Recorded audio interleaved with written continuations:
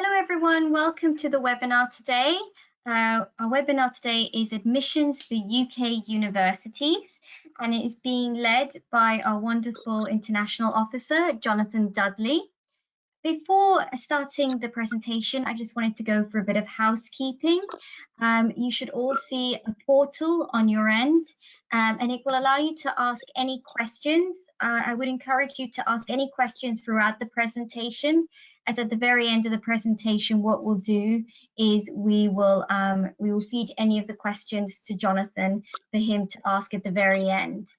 So without further ado, I'll pass you over to Jonathan, who is the International Officer for the Middle East and North Africa. Thanks, Jonathan.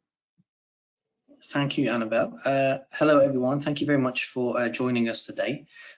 So we'll be covering the whole admissions process for applying to UK universities and to the University of East London.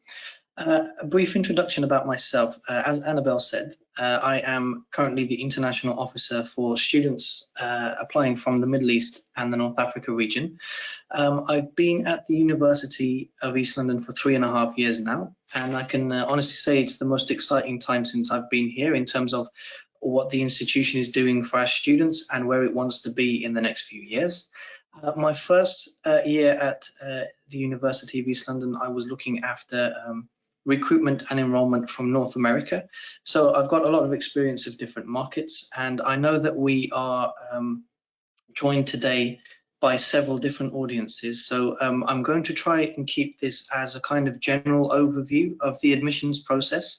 But if there's anything specific you would like to ask in relation to what you do, whether you're a student or a high school counsellor or anything else, just feel free to type your questions in the chat box, and then I can answer them at the end when Annabelle reads those out to me. So just to give you a very brief overview of what we will cover over the next 15 or 20 minutes, we'll cover briefly the different ways to apply to universities in the UK. And the question I get asked about a lot is what needs to be included in a personal statement. So I will talk a little about that as well. There are two different types of offers that students will get when they make an application. So I will talk about both conditional and unconditional offers and the next steps once you've got your final offer. We'll cover a bit about what auditions, portfolios and interviews require from students, and also the top reasons why students choose to study in the UK and also at the University of East London. There are about 5 or 6 questions that I'm going to cover anyway that are usually frequently asked by students and their parents and other people as well. And then anything else that we don't cover, please feel free to ask as many questions as you like. I'm very happy to answer them all. So when I know that especially international students, they consider the UK, but they also consider different English-speaking countries as well when they're thinking of studying. So there are different application processes for other countries outside of the UK. So I mentioned briefly before, you will be required to submit a personal statement, but some universities in America and in Australia, they would ask you to submit a detailed admissions essay, which is more like a mini assignment rather than a short personal statement overview. Sometimes you will be asked to submit a marked or assessed piece of written work that you've done as part of your bachelor's degree or your high school classes. And in a lot of cases, especially in selective universities, there is a mandatory interview that you have to attend as part of the process. Some universities outside of the UK also have quite high application fees and fees for other things as well, other services that they provide during the admissions process. And in a lot of other countries outside of the UK, the actual admissions process can take several weeks or months in terms of having your application assessed. So I'm actually here to tell you that applying to universities in the UK is a very straightforward process and a lot easier than in some other countries. So there's 3 ways for you to apply to university in the UK. The first is most commonly used by undergraduate or bachelor's students. So it's UCAS. It stands for the University College Application System. It's quite good for students that are at high school and then they're working with their high school counsellor to apply for different universities, because you can apply for up to 5 universities at the same time. One of the things with UCAS is you have to make a decision of your first and second choice university at a fairly early stage, sometimes before you've even gotten or received your results. So I mean, your final decision on UCAS, it can be changed through certain processes, but you have to sort of make your first initial decision early on. Something that's more familiar to American students, I suppose, would be the Common Application, or more commonly referred to as the Common App. Again, students can apply to multiple colleges or universities, and that's available for both first-time students and also students looking to transfer as well. The best way I would usually encourage students to apply is direct to the university. It's free, first and foremost, and you can do it directly through the university website. Most universities in the UK allow international students to apply direct to the university through their website. The deadlines are much later as well. So for example, the application deadline at the University of East London is July, and you have until the start of August to make your deposit payment. And then you also have a little bit longer to get everything ready in terms of being at the stage where you would start to apply for your student visa for the UK. And it's very short as well. So sometimes for the Common App and for UCAS, you would have to wait for someone to provide a reference, or for anything else you might need to get ready to apply direct to the university. But the form usually takes around 15 to 20 minutes for you to actually submit to the admissions team for it to be assessed. So what is needed to apply? You would need a passport copy. This is just so that we can make sure that the information on your application record is correct. You will need your personal statement, which I will talk about in just a second. Information about the curriculum that you're studying or your previous grades. So for example, if you're applying and you're in grade 12 of high school, obviously you won't have your final GPA yet, but you just have to put down the information about the curriculum that you're studying. And sometimes you will already have your grades. If you're applying for a master's program and you've already finished your bachelor's degree, you can upload your documents in terms of certificates and transcripts. Sometimes I've noticed in the US and also in international schools across the world, sometimes students take their SATs in grade 11. So if you have already taken your SATs and got your scores from College Board, upload those as well. Again, that will help the admissions team make the correct offer for you. And reference letters are not always required for undergraduate programs. A small number do require them, but if you're applying direct to the university, it's not mandatory. So that's another thing that sometimes can delay students if they're waiting for something to submit through the Common App or through UCAS. If you apply direct to the university, reference letters are not always required. So as I mentioned briefly before, a lot of people ask me what a personal statement really is. So basically, as an overview, it is your way to introduce yourself. So as you can imagine, the admissions team at all UK universities process thousands of applications a year, and it's your chance to make them think of you as a person rather than just someone who's written something on a piece of paper that they're now reading on their screen. So the admissions team don't know you yet, so it's the perfect personal advertisement for yourself. It's the best way as well to highlight your reasoning for why you have applied for your chosen subject, especially for subjects that are quite competitive. For example, architecture or engineering, MBA as well. We do get lots of applications for these programs, and whilst there's not necessarily a cap in terms of how many applications we can accept, when it comes down to the later stages and places may become limited, it's your personal statement which will emphasize your passion and your reason for choosing that subject.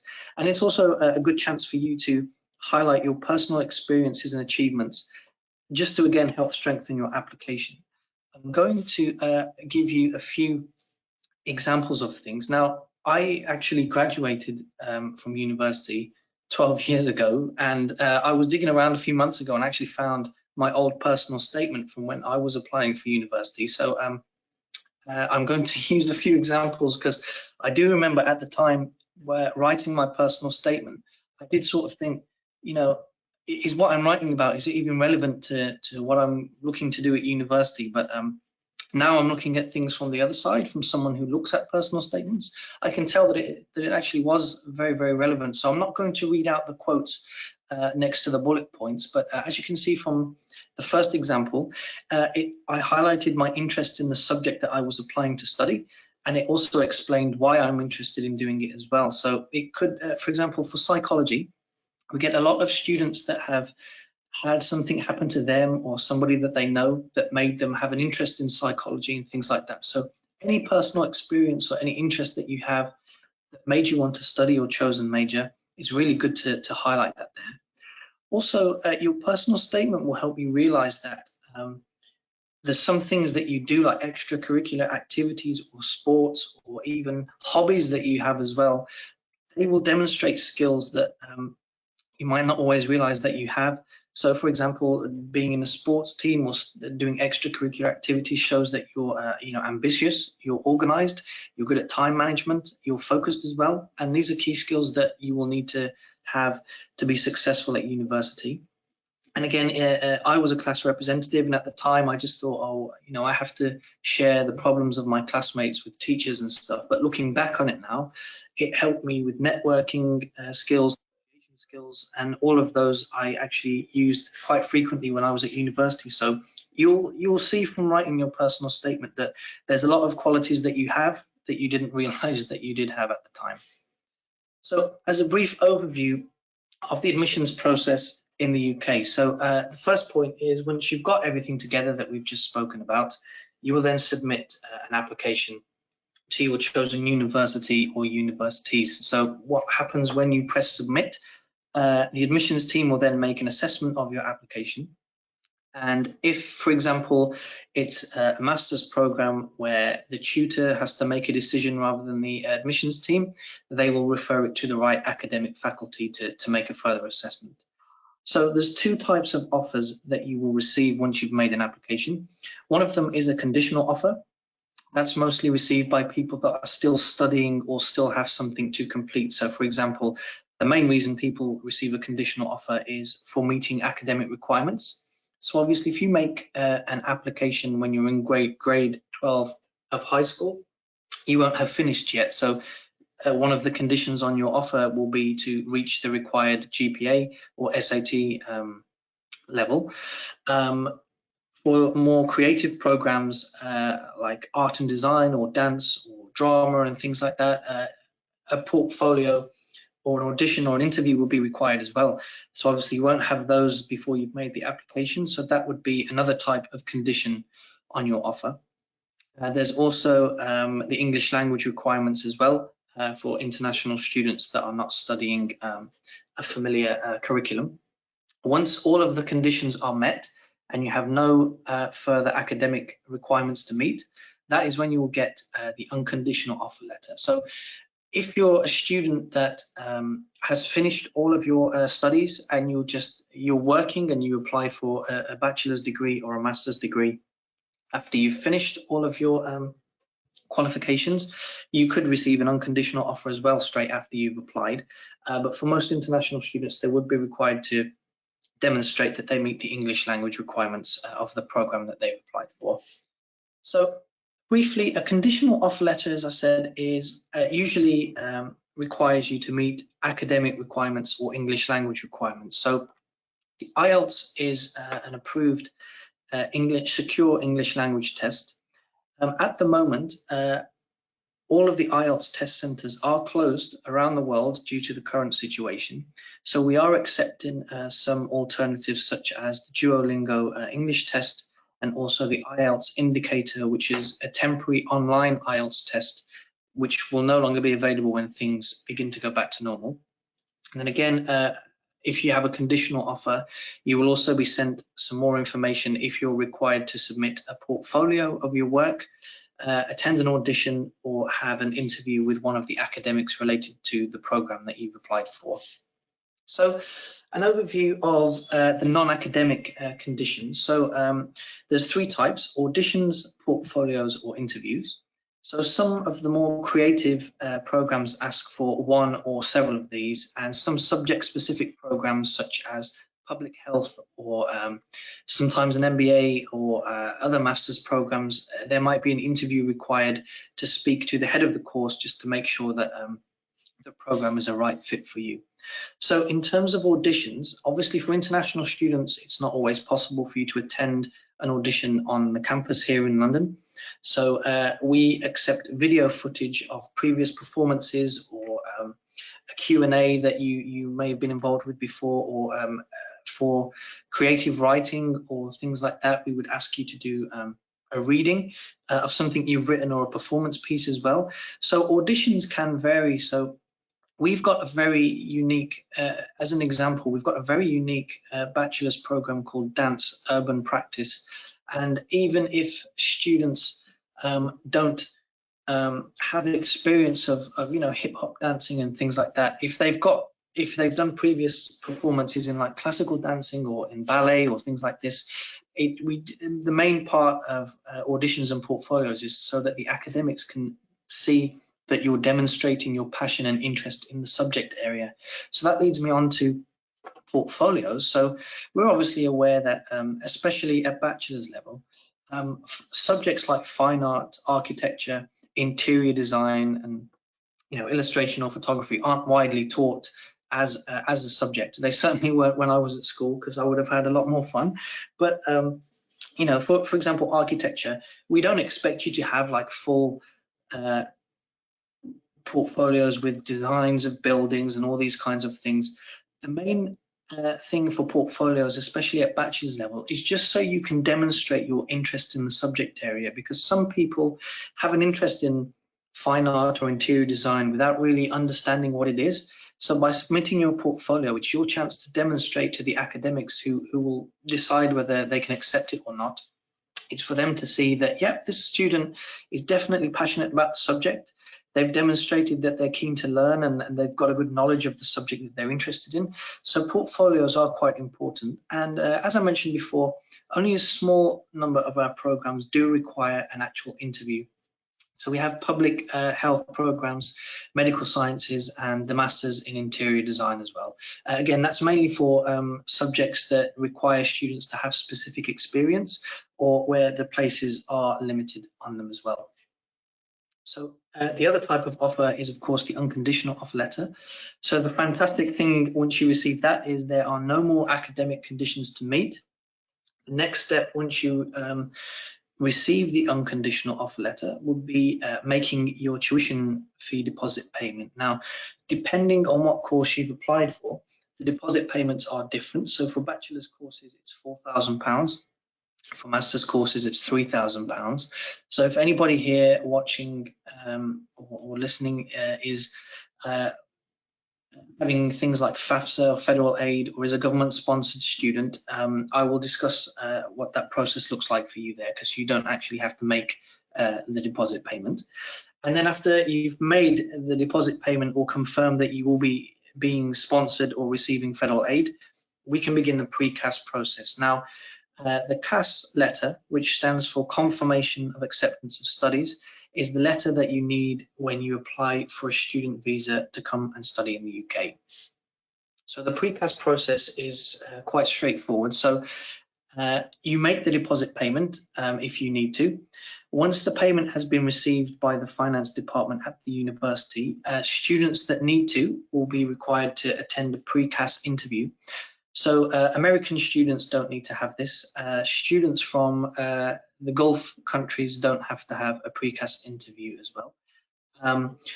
Basically, for those students that do need one, a PreCast interview is it's a preparation interview to allow you to understand what kind of questions you will be asked in the interview with the Home Office once you've made your student visa application. So they will ask you things like, why have you chosen to study in the UK? Why have you chosen to study at the University of East London?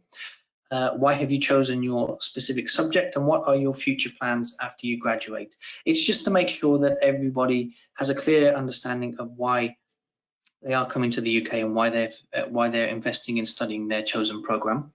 Once a student has passed the PreCast interview with our visa team here at the university, we will then check financial documents. So this will be bank statements for self-funded students.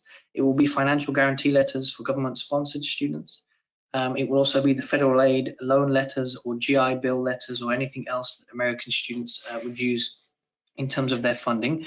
And then once everything is in order and everything has been checked, you will be issued with a CAS letter, and you can then start the process of applying for a student visa. So as Annabelle briefly mentioned before, this is more a talk about the admissions process. So there will be a webinar upcoming very soon, which talks about the visa process separately. So why should students consider studying in the UK rather than any other English speaking country? So every single year, on average, 270,000 new overseas students come and study in the UK. A UK bachelor's and master's degree, they do have worldwide recognition, and most programs in the UK do have awarding body accreditations. So we have ones for our engineering programs, our business programs, computing programs, psychology programs, and everything. So as well as having a UK bachelor's degree, you will also have a separate professional body accreditation as well, which will give your qualification added value. Education costs are lower as well, especially compared to a 4-year bachelor's degree in the USA, for example. So for the cost of one semester, you can study for 1 year here in the UK, and a bachelor's degree is 3 years and 4 if students need the additional foundation year as well. There's lots of work opportunities, both for graduates and also for students that are taking a program that has the option of a work placement. There's lots of scholarships available as well. The ones at the University of East London range between £1,000 and £4,000, and other scholarships are available as well, such as sports scholarships. It's a multicultural nation as well, so you won't feel like you're out of place, if that makes sense, for lack of a better phrase. So especially here in London, there's people from all over the globe. You'll meet people from countries that certainly when I first moved to London, even though I'm from the UK, I'm not from London. So when I first came here, it was fantastic for me to see people from all over Europe, all over the world. I'd never met people from some of the smaller countries in Africa as well, so it's really fantastic place to study. And of course, there are tons of majors and subject areas for students to choose from. Over 50,000 courses in 25 different subject areas or product clusters. And also it's a good life experience as well. So I learned a lot about myself as a person, and also just being an adult away from home from coming to study in London. So one of the things that international students and our alumni share with me is that one of the big benefits they got out of coming to study in the UK was the life experience and new skills. And let's say, for example, you come to the UK to study a bachelor's degree or a master's degree, and then you return to your home country. Not only will you have a qualification when you're applying for jobs, people that are looking through your CV will see that you studied overseas, and it shows ambition and bravery and organization and dedication and things like that. And they're all key skills that you'll develop just from studying in the UK. There are a few important things to consider, because obviously the UK is very broad and there's different types of places to live and things to do. So some people would prefer to study in a city, which is a more lively and busy environment, or some students would prefer to stay in a smaller city or a town and focus on university a lot more. So for me, like I said, I'm from the UK, but I'm from a smaller town. So I knew I wanted to study in a big, large city environment, which is why I came to study in London. And we also get students that request to transfer to our university that have perhaps started their studies in the UK in a university that's really good, but it's in a small town where there's not really much to do. So again, as well as thinking about where you're going to be studying in terms of the university, have a think about the other environmental factors that will play a key part in your time in the UK. Culture is another thing as well. So obviously in the larger cities, they're a lot more multicultural. University environments in general have over 120 plus different nationalities, so you'll always get to experience new cultures. Think as well of things to do outside of university. So for example, in London, I've lived in London for 12 years now, and there's still so many things that I haven't done yet. So London offers absolutely everything, and a lot of the other larger cities in the UK also have lots to offer outside of the university. So do bear that in mind when you're thinking of the location of where you'd like to study for the next few years. And transport links are important as well.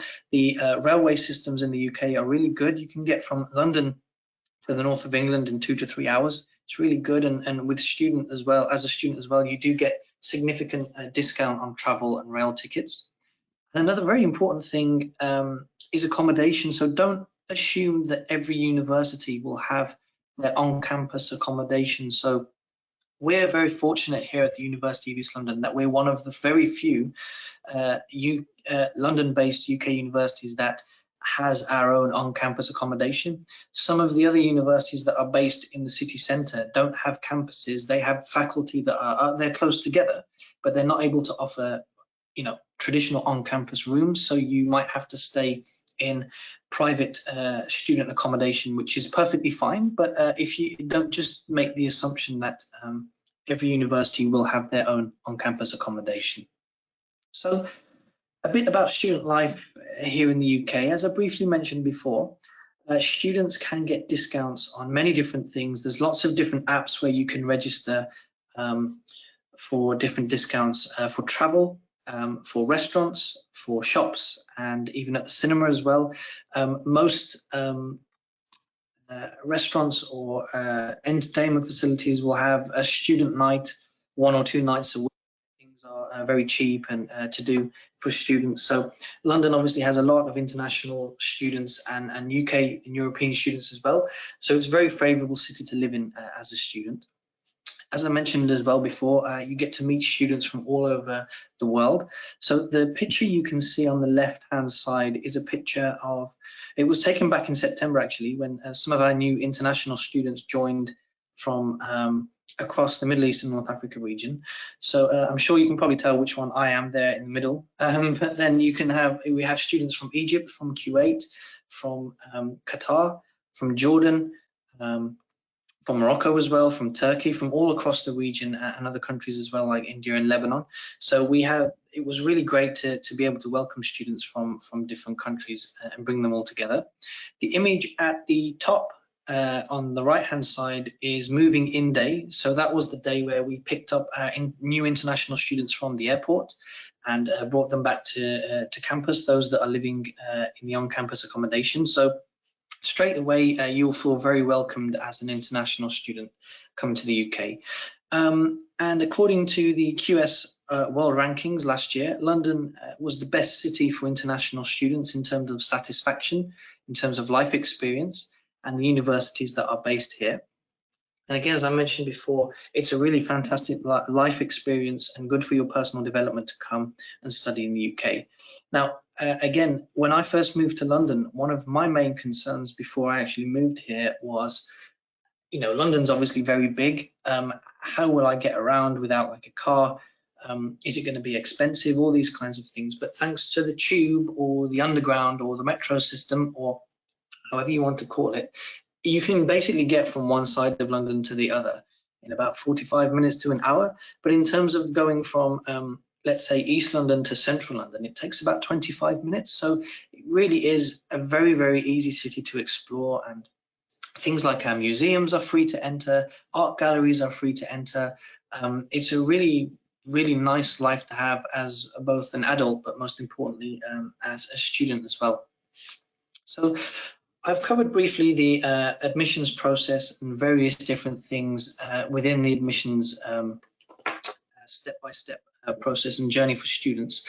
These are some of the questions that as an international team we get asked about quite a lot. So I'll just cover these 5 questions here, but please feel free to ask as many questions as you like in the chat box so that Annabelle can ask them to me in a couple of minutes.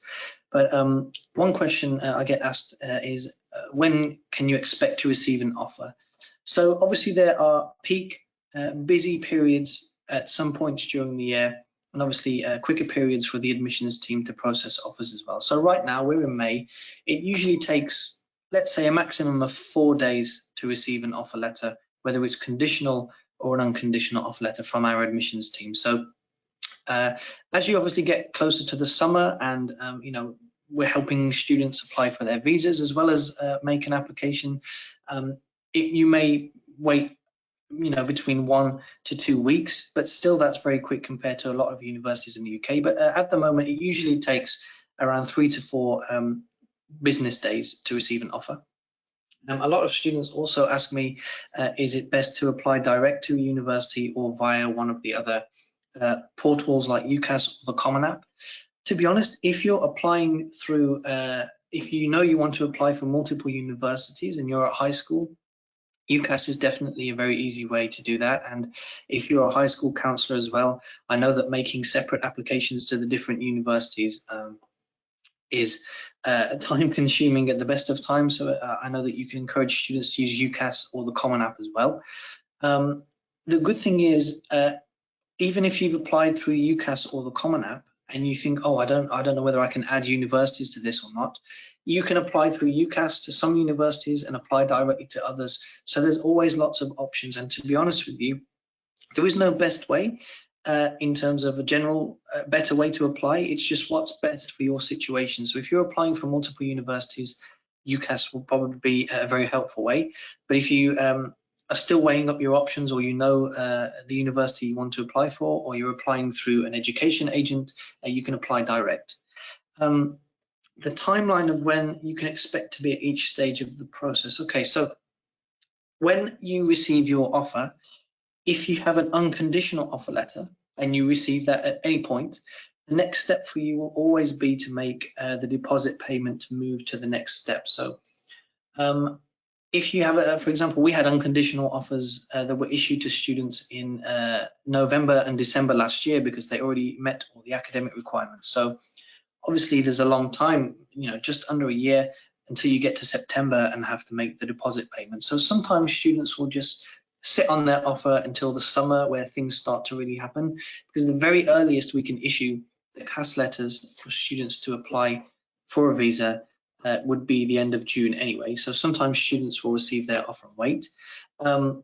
In terms of students that have a conditional offer because they're waiting to receive results from either their bachelor's or their high school grades, it's usually the summer, May, June, July, when results start to come in, that you will then get an unconditional offer letter. So please don't worry if the first offer you are made is a conditional offer and you have a conditional offer for several months, right up until you get your final results. There is no real difference in terms of the value of a conditional and unconditional offer letter. It's mainly what you have to do next. So usually the summer, in terms of a general timeline, is when you would expect to be at the stage where you're preparing for making the deposit payment, submitting your financial documents, or sending us your results to move through to the visa preparation stage. The deadline to make a decision on a university does vary. So with UCAS, the deadline, I think the first one is in May and there's another one in June. The specific dates vary every year, but the deadline to accept an offer, if you have applied through an agency or directly to the university, that will always be the deposit deadline, which is this year, the 7th of August. So I know in the US, for example, usually the 1st of May is commitment day, and I know that that got pushed back this year because of the situation. But in terms of the university itself, the deadline to make a decision is always the deposit deadline, which is the 7th of August. Because of course, if you choose to study at the University of East London after that stage, it's too late to pay your deposit and you'd have to consider other options or defer your offer. And the last question that we do get asked a lot is, will you have to send off your passport for the visa process? Yes, you will. So what will happen is you submit your passport, and when the visa is granted, you will get a vignette in your passport that is valid for 1 month. So don't be alarmed if you do get your passport back and it says you've only got a 1 month visa to the UK. That's not the case. That is a document that will allow you to travel. But when you come to the UK, you will get a BRP card, which I understand stands for British Residency Permit Card, and that will be valid for the whole duration of your studies and 6 months after your end date as well. So you'll submit your passport as part of the visa application. You'll get a 1 month visa back, and then when you come to the UK, you'll collect your residence permit, and that will be valid for the entire time entire duration of your studies. So now is your chance to ask me any questions that you have. Just before Annabelle reads out some of the questions, for anybody that is a student or a high school counsellor or an agency in the Middle East or North Africa region, you can make a note of my email address and WhatsApp number there. Anybody at all can follow me on Instagram because I post lots of things about the university, what our students are up to, and I also respond to messages on there as well. If you're an international student from North or South America, make a note of the email address here on the right-hand side, which is americas@uel.ac.uk. And if you are a student from outside of the Middle East and North Africa and Americans region, you can contact international@uel.ac.uk, and we will then put you in touch with your main point of contact throughout the admissions process. So each region has somebody like myself or Annabelle who will help you through the admissions and enrollment process. Over to you, Annabelle. Awesome. Thanks so much, Jonathan, and thanks for such an informative presentation. I know our attendees on the line really appreciated it, and we've had some really interesting questions come in. So the first one is, can you give me a bit more background about where you chose to study, and what advice would you give to students now before choosing their university of choice? Well, I would say, first of all, make sure that you choose to study a major that you're passionate about, because the great thing about leaving school and moving on to university is you get to choose what you study for the next few years. So, for example, I was very, very relieved not to have to do maths anymore because I was really bad at it. So I knew that I wanted to do something creative and practical. So think very carefully about your interests and, more importantly, your future career, and then that will help you determine the major that you want to study. In terms of choosing university, I knew that I wanted to live, maybe not at the time necessarily in London, but I knew I wanted to live in a big city to get that life experience as well as a university experience. So I went to see, I think, 6 different universities around the UK. But when I came to London, I was happy with the campus, with the facilities, with the accommodation, with how easy it was to get around London when I spent the day exploring the underground with my dad, just to familiarize ourselves with everything. So I would definitely think about the things you want most. So accommodation was an important one for me so that I'd feel safe and settled. The facilities of the campus was also very important, so you should definitely consider that. What I would say for bachelor's students as well is my first choice university wasn't actually the one that I went to. It was one that was in Nottingham, and I really loved the university when I went there. I really liked the course, but it was only when I looked at the classes that I would have, or the modules in the final year of my bachelor's degree, that I thought actually none of them interest me at all, and they don't fit in with what I want to do after I graduate. So don't just look at the title or the major of your course, or look at the first year classes and think that seems really great. Have a look at the whole, all 3 years or 4 years of your course and what the content is, to make sure that you're going to be happy and satisfied with everything that you're going to study. I'm kind of thinking if there is anything else that I took into consideration. To be honest, not really. It was just my advice would be make sure you study something that you're really passionate about so that you'll give 110%. Because a lot of the time at university, you do have independent study time. So you'll have classes during the week, of course, but then you might have classes on only 3 or 4 days a week, and you might think, oh, I have an extra long weekend. But during that time, you'd be expected to go to the library or go to a studio or do independent research or work. So do something that you're passionate about so that you don't feel like it's a chore like at school where you're doing homework and stuff. You want to do something over the next few years that you're really passionate about. Thanks so much, Jonathan. We've also had another question, which is, how critical is a personal statement to gain entry into your university of choice? I would say now, over the last few years, it's become more important than it was before.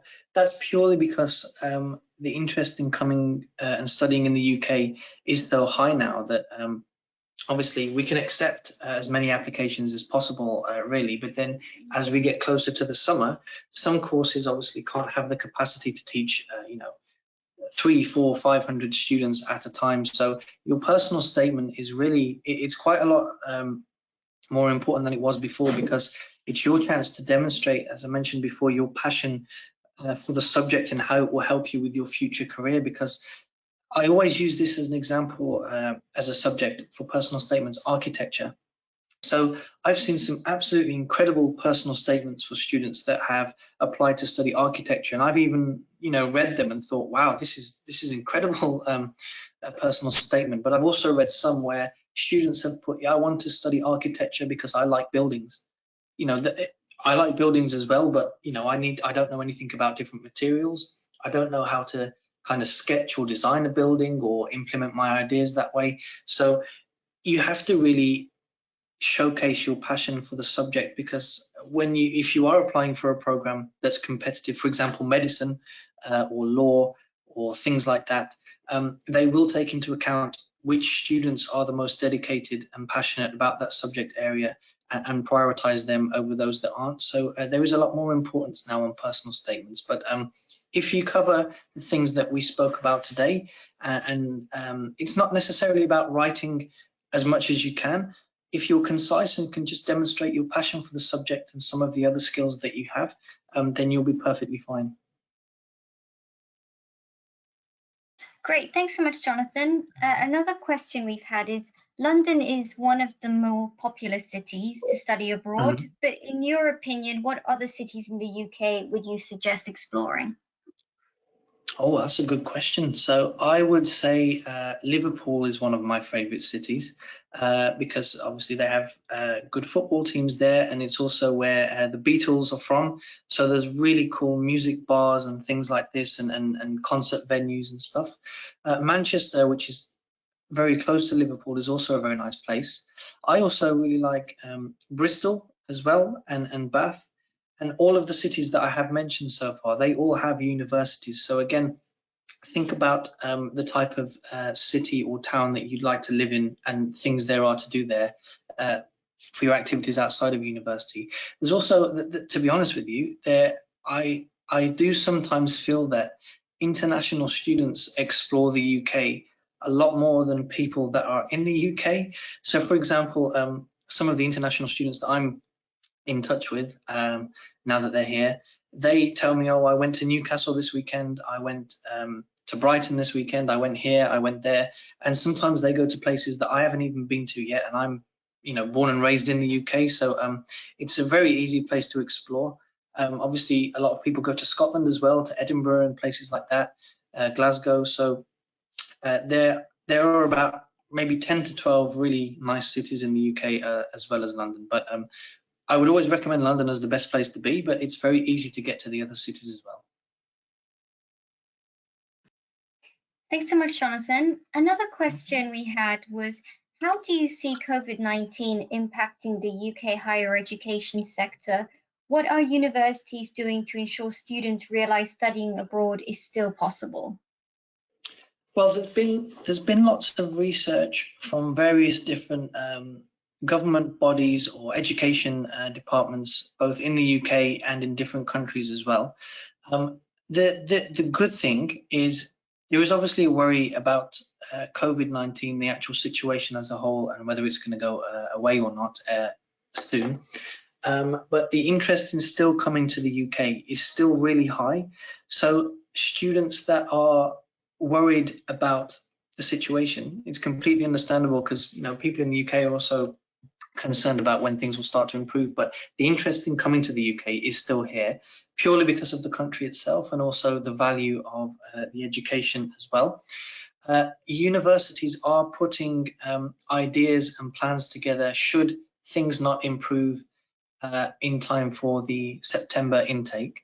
These things include putting the start date back to October or November, doing the first semester online, and then students joining in their second semester. There's lots of different things that are being considered, but we're obviously going to make a weekly decision on what will be implemented. But the good thing that I've noticed from my experience of speaking to students that have offers for this September, they all still want to come to the UK. They all still want to come to the University of East London. It's just finding out when things will improve and that people can start to travel internationally again in a safe environment. So I hope that answers the question in some way. That does. Thanks so much, Jonathan. And the last question we've had, which I know you've already touched on, but we've had a lot of questions about London, is London is one of the most popular cities in Europe to study abroad. Can you expand upon why you think this is the case? To be honest, I think it's because it has a city that has everything. So it has lots of culture. It has lots of different restaurants with cuisines from all over the place, all over the world. I will speak from my experience. So, for example, in the town where I'm from, it's by Birmingham, which is a very, very large city as well. But if I wanted to go to a museum and see like very famous paintings or go and see an art exhibition, I'd see an advertisement for it, and then I'd always look and see, oh, it's at a museum in London. Or you'd see like a music festival or a food festival or something like this. It would be based in London. So what I really wanted to do is to make sure that my university experience was as varied and engaging as possible. So yes, I chose to study here because of university, but the city itself is just so vibrant. And as I mentioned before, I've been in London for 12 years now, and there's still so many things that I haven't done yet, which hopefully when things go back to normal, I'll be able to do. But yeah, honestly, it's also really easy from London to travel across Europe as well. So a lot of international students, once they come to the UK, they also get what's called a Schengen visa to travel across Europe. So if you're studying in London, you can travel very cheaply to Barcelona, to Paris, to other places across Europe. So it really is a really good hub for basing yourself to study, and also a way to explore Europe as well. Perfect. Thanks so much, Jonathan. That's all the questions we received for now.